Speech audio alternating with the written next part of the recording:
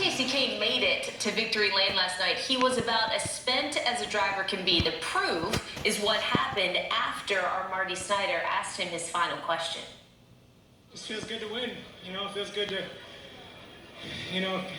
every these people that work so hard. It feels good to get in the victory lane and show that we can do it if things go our way.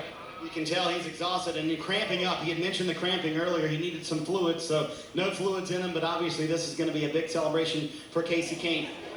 Got any water? So Kasey Kahne would go to the infield care center, and he would say later, tell our Dustin Long from NBCSports.com, that he was able to get some IV fluids and eventually felt fine.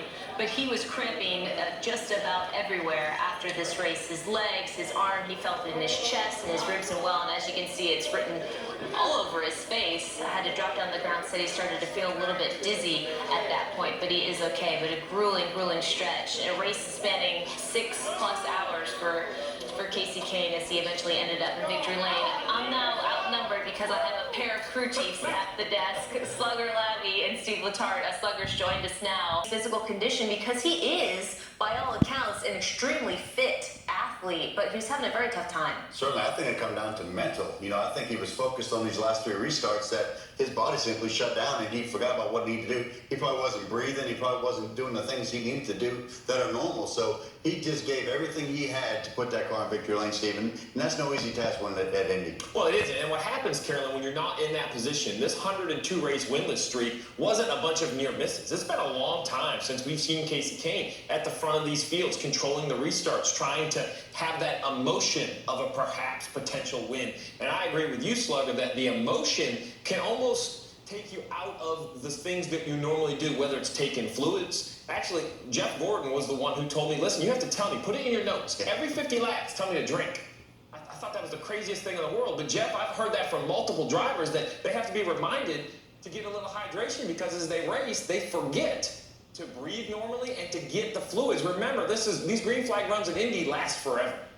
As possible, there's not much air coming in them, so they're hot on top of that. But yes, when you get in that race car and you are digging and you're focusing on what you're doing, you forget to drink. You forget to do the things you need to do.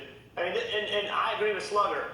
A lot of this is emotional. It is, when you put your heart and soul into something, and I don't care what anybody says, the talk around Kasey Kahne, what's his future, and the internal angst that provides, not in what, when I went through that, I didn't care what other people thought. I cared what I thought. I woke up every day and looked at the mirror, and I was with me every minute of the day. And when you aren't winning races, it sucks. There's no other way to say it. And when you do it for that length of time, you start to question yourself. You can't not question yourself unless you're just arrogant.